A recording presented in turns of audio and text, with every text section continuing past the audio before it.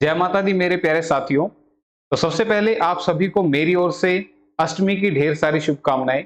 मैं माता रानी से प्रार्थना करता हूं कि आपके जीवन में, आपके घर में सुख शांति प्रदान करे और आपके जीवन को खुशियों से भर दे, आपकी सभी मनोकामनाओं को पूर्ण करे। तो इसी के साथ आज की क्लास में आप सभी का स्वागत करता हूं। आज हम डिस्कस करेंगे एचएसएससी सीईटी ग्रुप डी का मॉर्निंग सेशन का पेपर जो 22 अक्टूबर 2023 यानी कि आज के दिन हो चुका है, जिसमें जो 15 क्वेश्चन पूछे हैं अगेन वो बिल्कुल इजी हैं। एक आध क्वेश्चन जो है थोड़ा सा एल्जेब्रा का है, बाकी क्वेश्चन बिल्कुल इजी हैं। आप अगर ध्यान से करेंगे तो 15 में से 15 नंबर आपके आ सकते हैं। ठीक है, तो शाम की जिसकी शिफ्ट है वो इस पेपर को देख लें, क्योंकि जो पिछली कल हमारी शिफ्ट में एग्जाम हुए हैं उनके कुछ क्वेश्चन रिपीट भी हुए हैं। वही क्वेश्चन अगर आपने करे थे, देखे थे, तो इन क्लासेस से आपको बेनिफिट भी मिलने वाला था। ठीक है, तो इसी के साथ क्लास को शुरू करते हैं। और आज का जो हमारा पहला क्वेश्चन है वो आपके सामने स्क्रीन पर आ चुका है।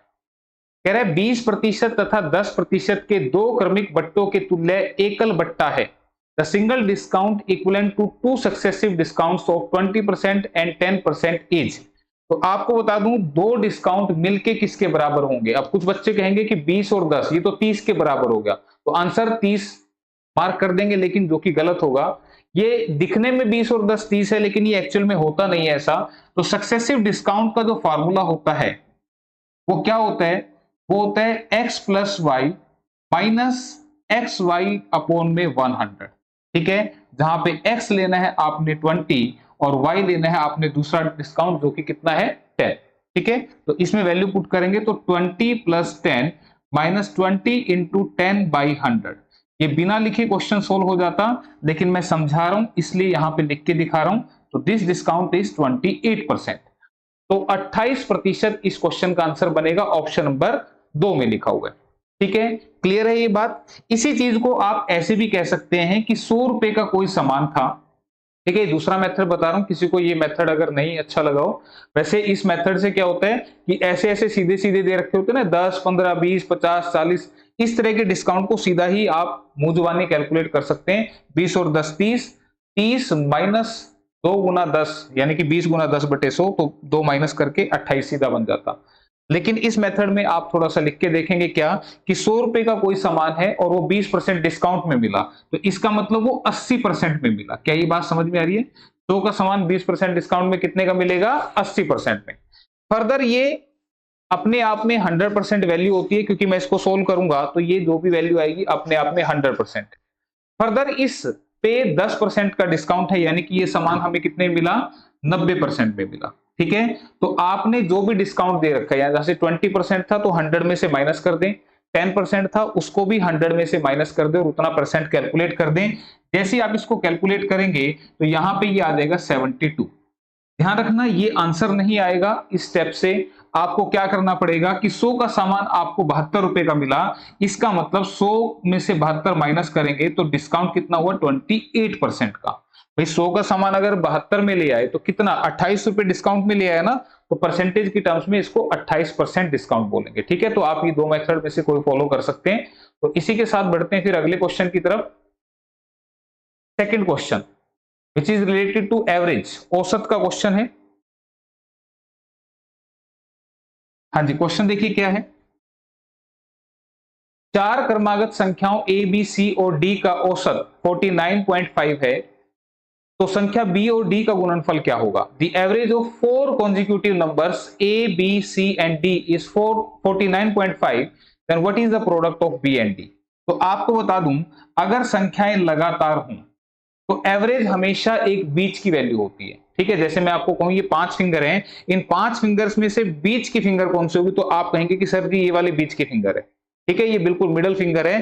तो अगर चार वैल्यू मेरे पास है तो इनके बीच में कहीं एवरेज होगा, तो इनके बीच में कौन सी जगह होगी? ये वाली जगह। यानी कि ये है आपकी एवरेज, जो कि कितनी दे रखी है क्वेश्चन में? 49.5। कितनी दे रखी है? 49.5। तो इसका मतलब ये वाला नंबर 49 है, ये वाला नंबर 50 है। अब मैंने ऐसे कैसे लिखे आपको बता दूं, संख्याएं क्या है? लगातार हैं। जब संख्याएं लगातार होंगी तो इस तरीके से आप उनको लिख सकते हैं। ठीक है, लगातार दे रखे हैं। तो ये 50, ये कितना आएगा? 51, इससे पीछे कितना आएगा? 48।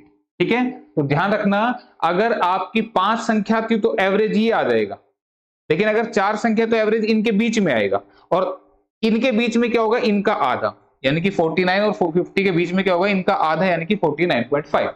ठीक है, क्लियर। तो आपको ये संख्या पता लग चुकी है, इसका नाम ए है, ये बी है, ये सी है और ये डी है। तो आपसे पूछना चाह रहा था बी और डी का प्रोडक्ट, बी और डी का, यानी कि आपको बताना था 49 इंटू 51।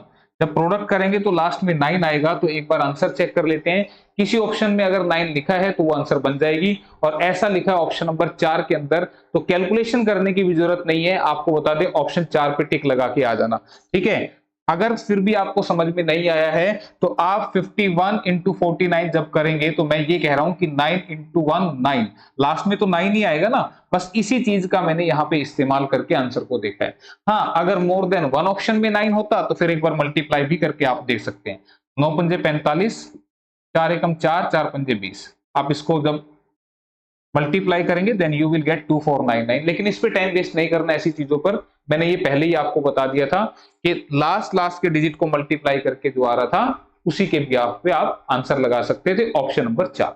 ठीक है, तो नेक्स्ट क्वेश्चन देखते हैं। अगला क्वेश्चन, अब देखो ये पिछली शिफ्ट में पूछा हुआ था, सेम क्वेश्चन आपका आया हुआ है, बस थोड़ा सा फर्क कर दिया।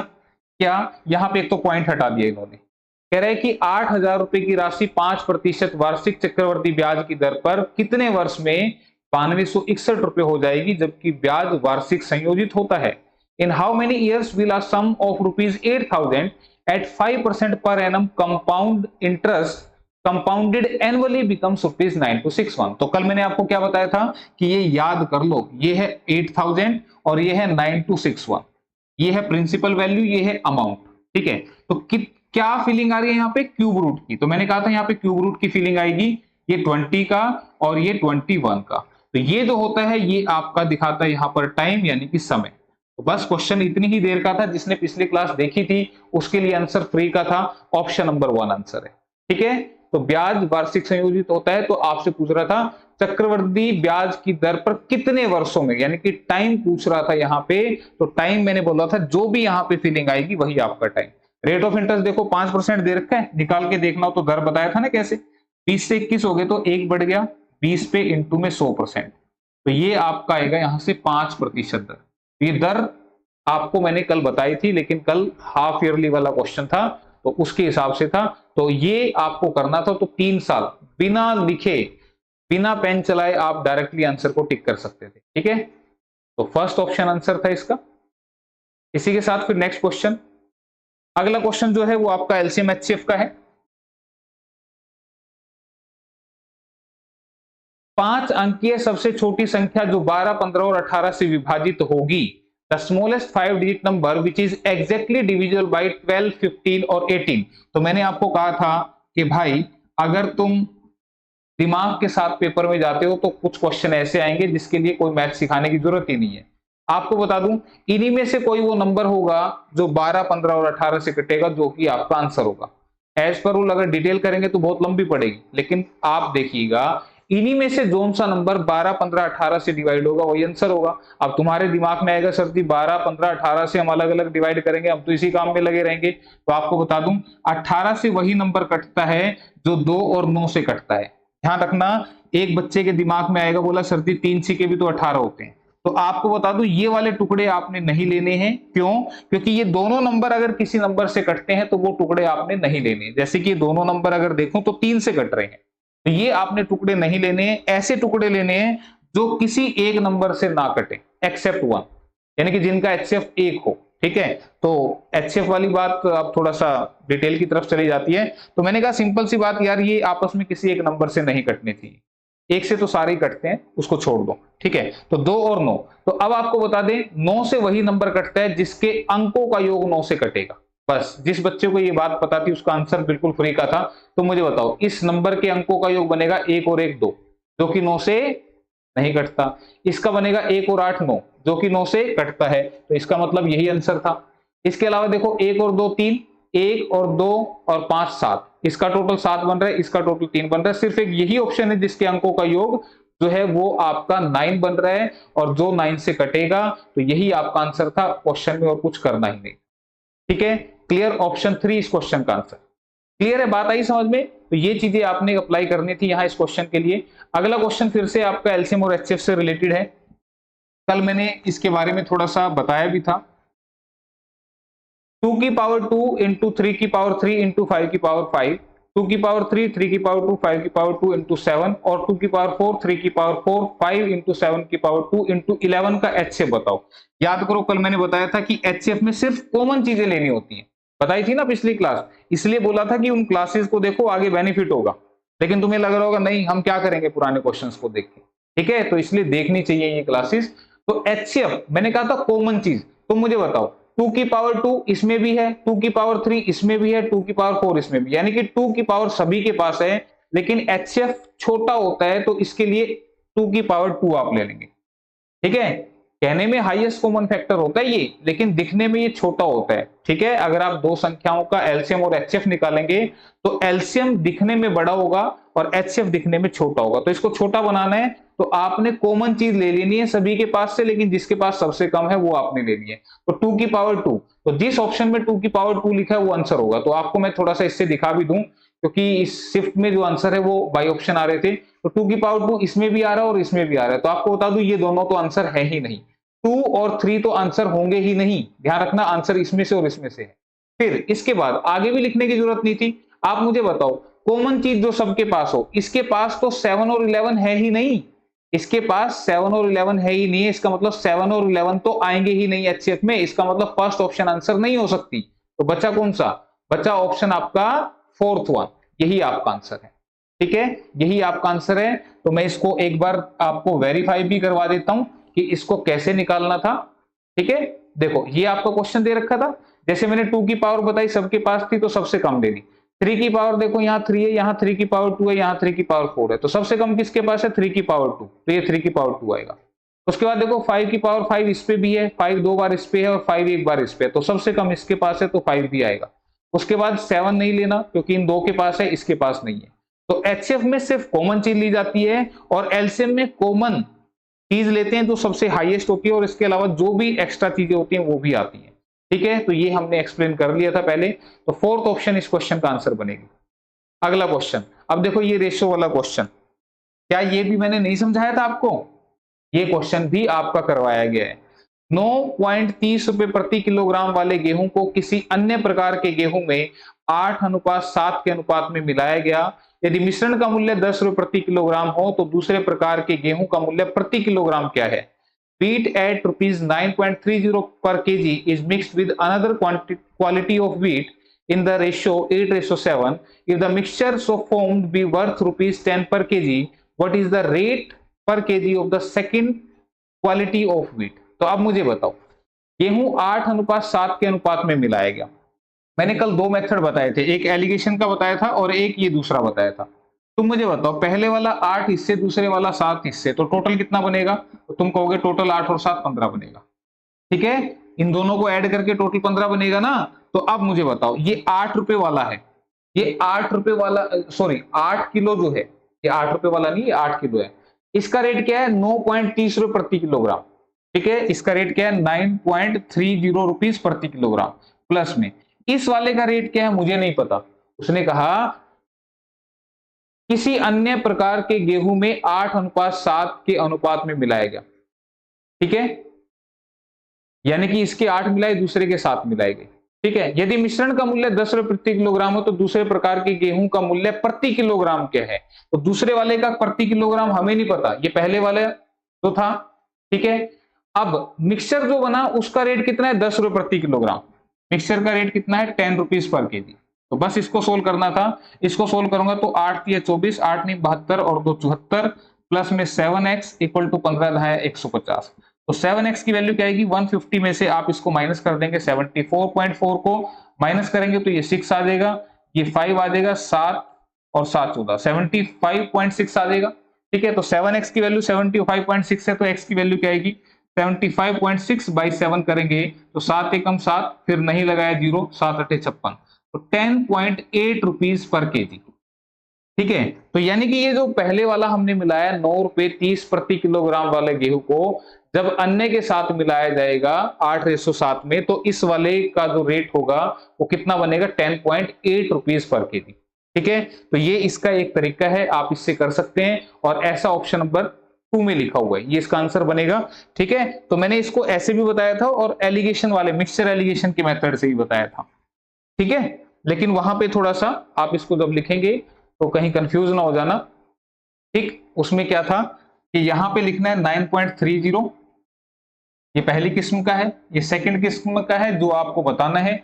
मिक्सचर का रेट 10 है और जो रेशियो है वो कितना है, दिस इज 8:7। ठीक है, 8:7, 8:7।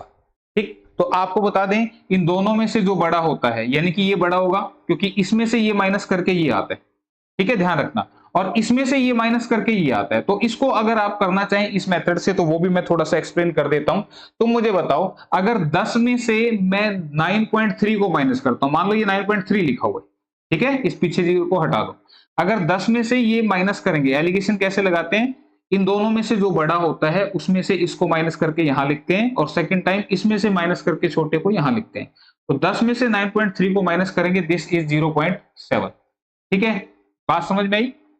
इसमें से इसको माइनस किया तो 0.7 आएगा, पर यहाँ पे तो 7 लिखा हुआ है। तो तुम मुझे बताओ, अगर यहाँ 7 लिखा है तो 7 का 0.7 कैसे बना सकता हूं, जब मैं इसकी मल्टीप्लाई 1/10 से कर दूंगा। ध्यान रखना, जब इसकी मल्टीप्लाई 1/10 से करूंगा तभी तो ये 0.7 बनेगा ना।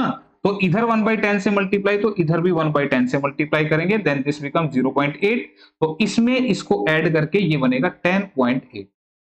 ठीक है, तो हो सकता है ये मेथड आपको समझ में ना आया हो, पर मिक्सचर एलिगेशन लगाया है यहाँ पे, आप इससे कर लेना, ये ज्यादा आसान आपको लगेगा। ठीक है, तो चलते हैं फिर नेक्स्ट क्वेश्चन की तरफ। हाँ जी, next question again related to ratio, अनुपात समानुपात।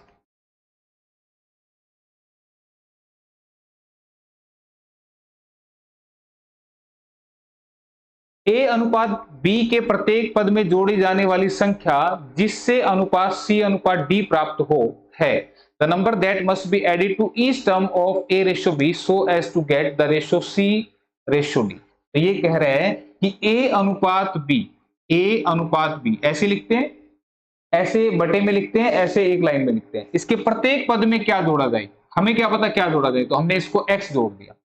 ठीक है, प्रत्येक पद में जोड़ी जाने वाली संख्या, तो हमने x जोड़ दिया, तो जिससे अब ये रेशियो कितना हो जाए, c/d हो जाए। तो अब इसको सोल्व करते हैं कैसे, क्रॉस मल्टीप्लाई से। तो इसकी मल्टीप्लाई करेंगे ad प्लस में, इसकी मल्टीप्लाई करेंगे तो x into d equal to, इसकी मल्टीप्लाई करेंगे तो bc और इसकी मल्टीप्लाई करेंगे तो x इंटू में c।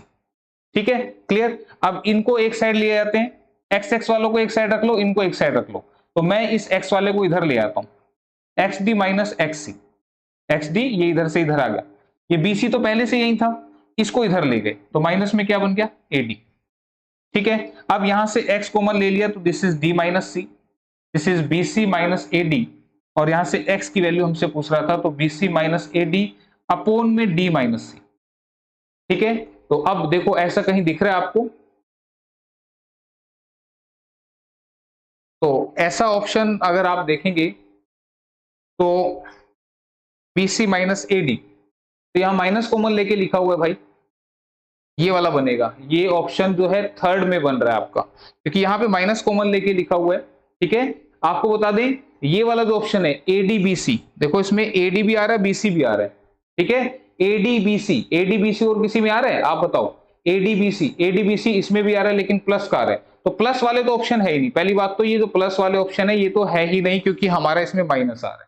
लेकिन अब हमें ऐसा तो दिखा नहीं, हमें ऐसा तो दिखा नहीं कि भाई ये ऐसा दिखे, क्योंकि इसमें तो C माइनस डी लिखा हुआ है। तो आपको बता दूं, अगर ऊपर से माइनस कॉमन ले लिया जाएगा तो ये बन जाएगा AD माइनस BC, और नीचे से भी माइनस कॉमन ले लिया जाएगा तो ये बनेगा C minus D.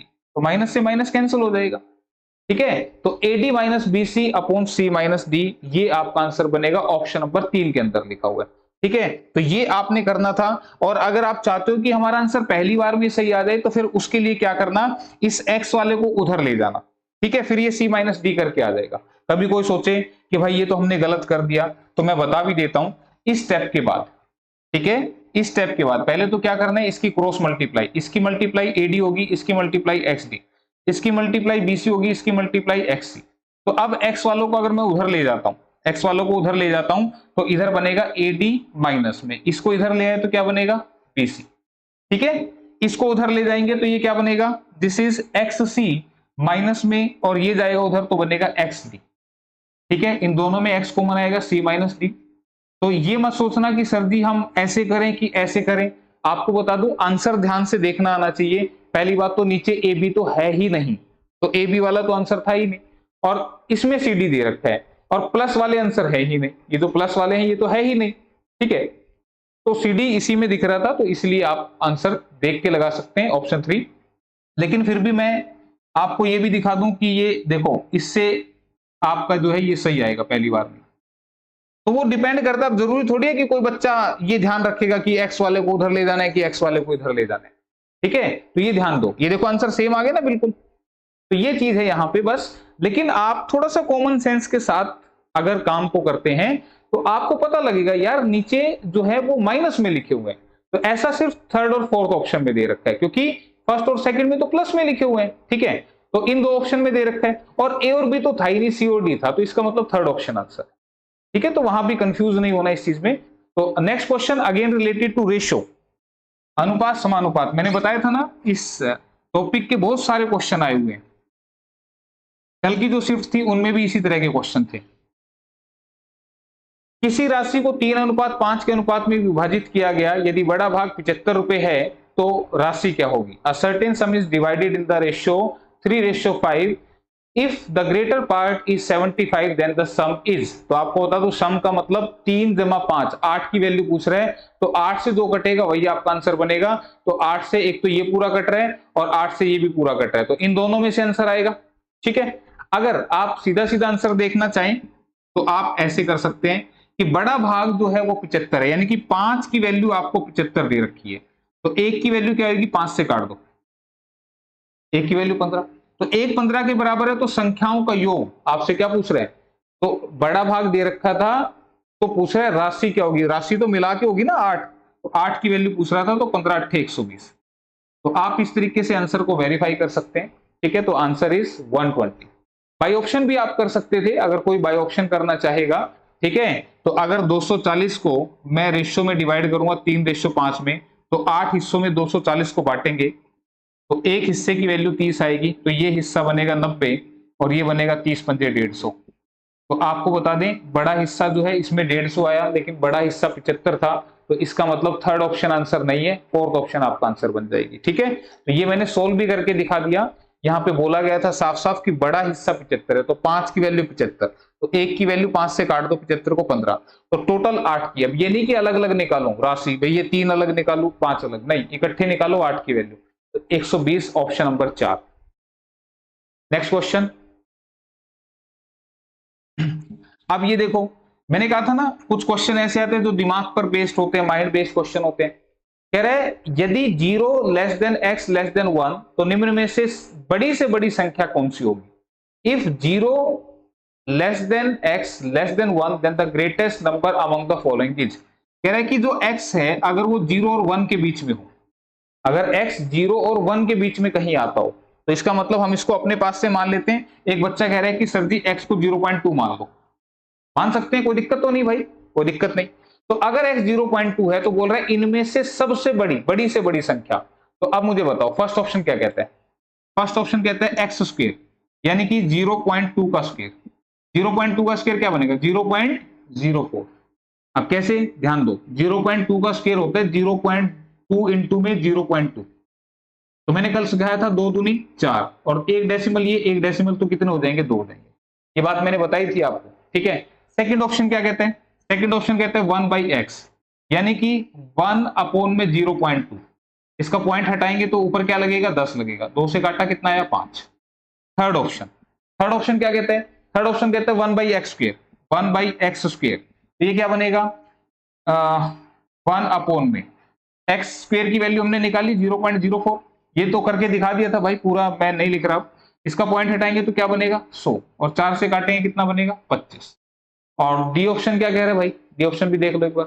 D option कह रहा है, यानी कि 4 ऑप्शन कह रहा है x का मतलब 0.2। तो मुझे बताओ सबसे बड़ा कौन सा दिख रहा है, ये कौन सा दिख रहा है, ये दिख रहा है, तो ऑप्शन 3 आंसर है। ऑप्शन 3 इज द आंसर, खत्म हो गया क्वेश्चन। ठीक है, तो ये ऑप्शन थर्ड आपने लगाना था। क्लियर है, बात समझ में आई? तो अब बताओ इसके लिए कौन सा मैथमेटिक्स सिखाना था? ये तो तुम दिमाग से ही कर सकते थे। एक बच्चा कह रहा है कि नहीं जी मेरे को नहीं अच्छा लगा ये। अच्छा नहीं लगा तो क्या करेगा भाई? एक्स को फिर से मान लियो 1/5।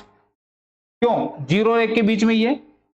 1/5 नहीं अच्छा लग रहा, 1/4 मान लो, जो भी अच्छा लगे वो मान लो, कोई तुम्हारे ऊपर केस नहीं करने वाला।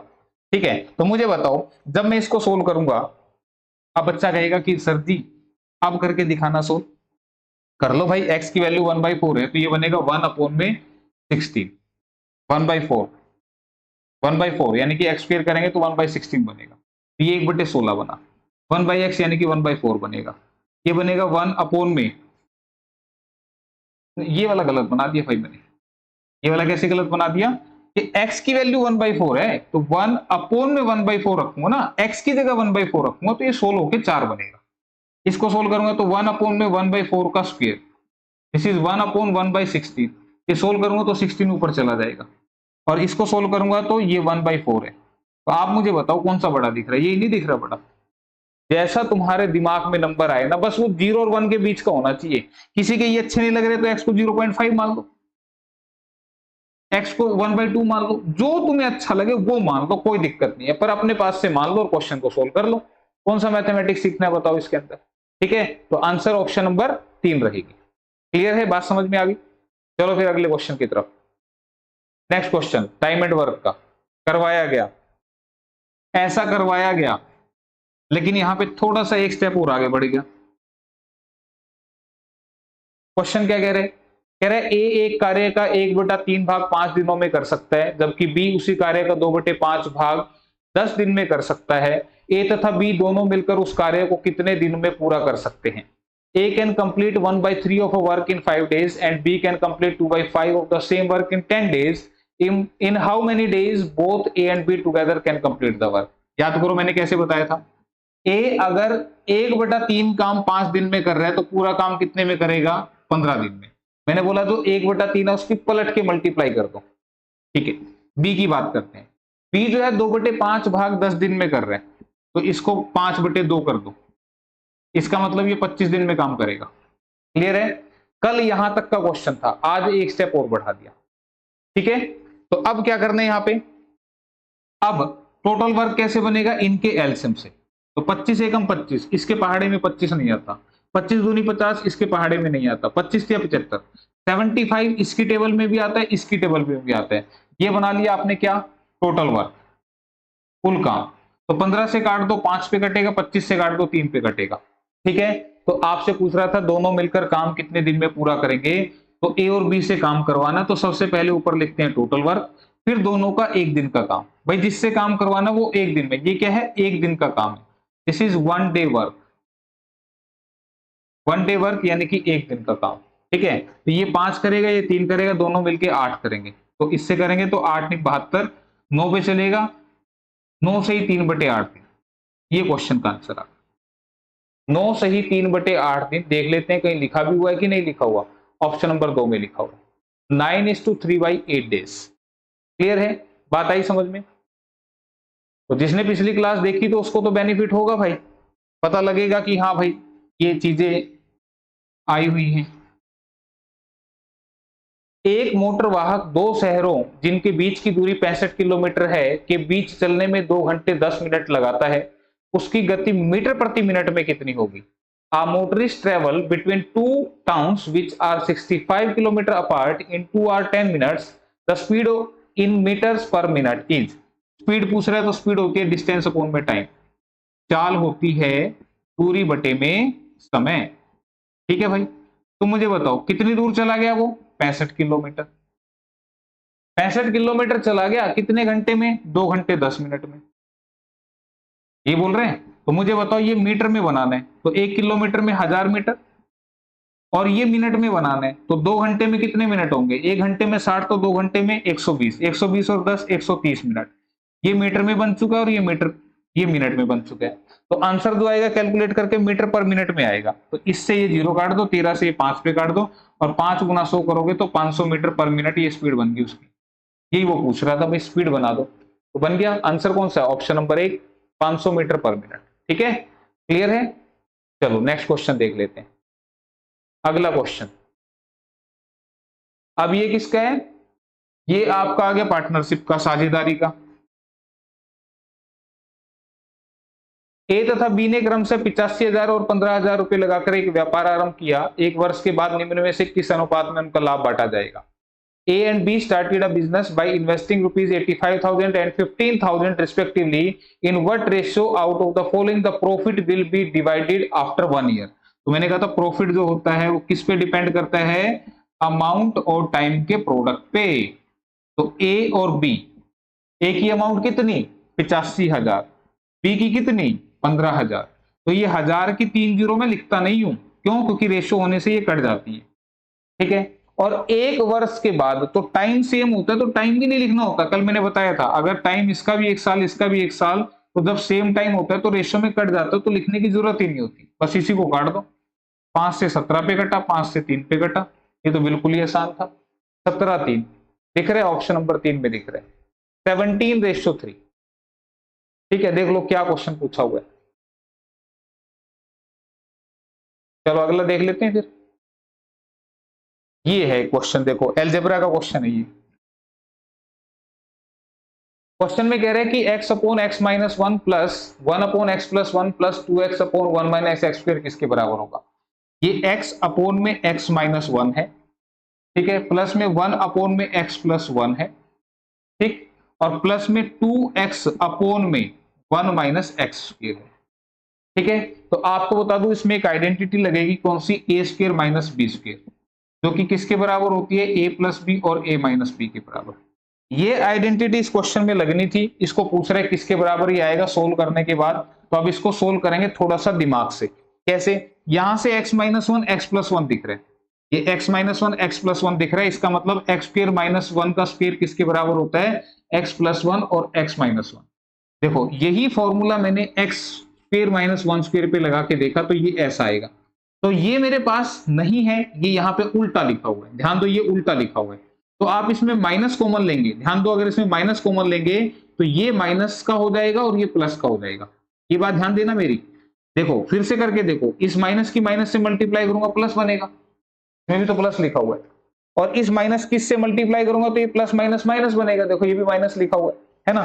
तो माइनस मैंने कॉमन ले लिया, तो ये माइनस जो है यहां से उड़ के यहां चला जाएगा।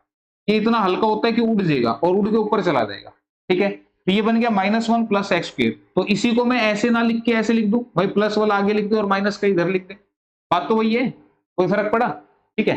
तो आपको बता दूं ये बन गई ये वाली। अब कुछ बच्चे कहेंगे बोले ये कैसे बन गया, तो आपको बता दें भाई 1 का स्क्वायर लिखोगे तो यही तो बन गया, और क्या बन गया, 1 का स्क्वायर लिखूंगा तो यही तो बन गया, 1 का स्क्वायर 1 ही होता है, तो ऐसे लिख दूं तो बात बराबर बन गई। बस इतना अगर आपने कर दिया तो एलसीएम ले लो, क्या, x प्लस 1 और x माइनस 1। ऐसा क्यों लिया मैंने, क्योंकि मैंने बताया कि ये जो होता है ये इसके बराबर होता है, किसके बराबर होता है, ये होता है किसके बराबर, x प्लस 1 और x माइनस 1। तो ध्यान दो, बस यही स्टेप था, जिस बच्चे को ये आता था, ध्यान रखना यहां से इसने माइनस कर दिया इसको, कभी सोचो कि ये ऐसे कैसे पलट दिया, ये पलट दिया मैंने माइनस कॉमन लेके।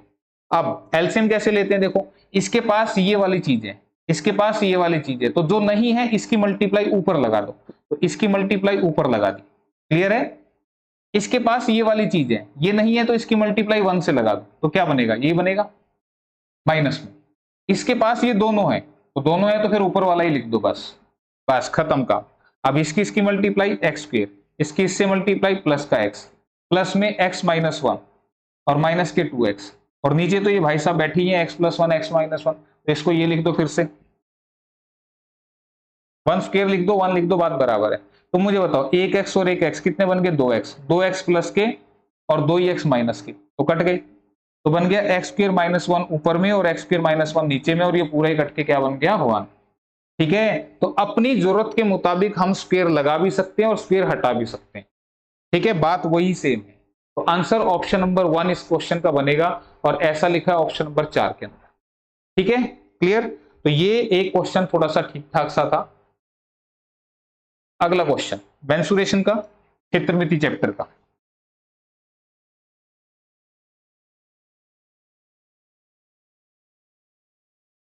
अठारह सेंटीमीटर भुजा वाले एक लकड़ी के ठोस घन में से 3 सेंटीमीटर भुजा वाले कितने घन काटे जा सकते हैं? How many cubes of edge 3 centimeter can be cut out of solid wooden cube of edge 18 centimeter. तो नंबर ऑफ स्मॉल क्यूब्स, छोटे घनों की संख्या, ये कितनी होगी? बड़े क्यूब का वॉल्यूम। तो बड़े क्यूब का वॉल्यूम क्या होता है? Side into side into side, यानी कि साइड की 3 बार मल्टीप्लाई कर दो वॉल्यूम आ जाएगा। अपॉन में छोटे क्यूब का वॉल्यूम, तो छोटे क्यूब का volume side into side into side, तो 3 से 6 पे कटेगा, 3 से 6 पे कटेगा, 3 से 6 पे, और 6 6 के 36, 6 के 216, 216 छोटे क्यूब कट सकते हैं। ऑप्शन नंबर 1 के अंदर आंसर। ठीक है, तो बिना लिखे भी हो सकता था, ज्यादा पंगे नहीं लेने थे, लेकिन फिर भी मैंने लिख के बता दिया भाई, किसी को दिक्कत नहीं आनी चाहिए। क्वेश्चन है आपका, यदि √3 इक्वल टू 1.732, √2 1.414, तो 1/√3 प्लस √2 किसके बराबर होगा? 1 में √3 प्लस में √2। तो ऐसी बेवकूफी नहीं करनी कि यहाँ पे इनकी वैल्यू रख दे और सोल्व करने लग जाए, नहीं। इसको पहले थोड़ा सा सिंप्लीफाई करेंगे रेशनलाइजेशन से, यानी कि परिमेकरण से। कैसे होता है? ये प्लस वाला है तो माइनस से ऊपर मल्टीप्लाई और माइनस से ही नीचे मल्टीप्लाई। सेम वैल्यू से मल्टीप्लाई डिवाइड करेंगे तो कोई फर्क नहीं पड़ेगा, ये कट जाएंगे आपस में। इनको सोल्व करेंगे तो ये क्या बनेगा? √3 माइनस √2 अपॉन में a plus b, a minus b. याद करो अभी बताया था, a स्क्वायर माइनस में b स्क्वायर, स्क्वायर से ये कट जाएंगे रूट। ऊपर बना √3 माइनस √2 और नीचे बना 3 माइनस 2, तो आंसर क्या बनेगा? √3 माइनस √2। तो बस दोनों की वैल्यू आपको दे रखी थी, माइनस करके बताना था। 1.732 में से 1.414 को माइनस कर देते, 4 और 8 12, 2 में से 1 गया, 1 4 और 3 7, आंसर है 0.318। 0.318 दिख रहा है कहीं? ऑप्शन नंबर 2 में दिखाई दे रहा होगा, सारे ऑप्शन दिखा देते हैं। ऑप्शन नंबर 2 0.318, बस यही लास्ट क्वेश्चन था। ठीक है, तो ये आपका पेपर का पैटर्न था जो पूछा हुआ था मॉर्निंग शिफ्ट में, और कुछ ना कुछ इससे रिलेटेड क्वेश्चन आपके इवनिंग शिफ्ट में भी आ सकते हैं।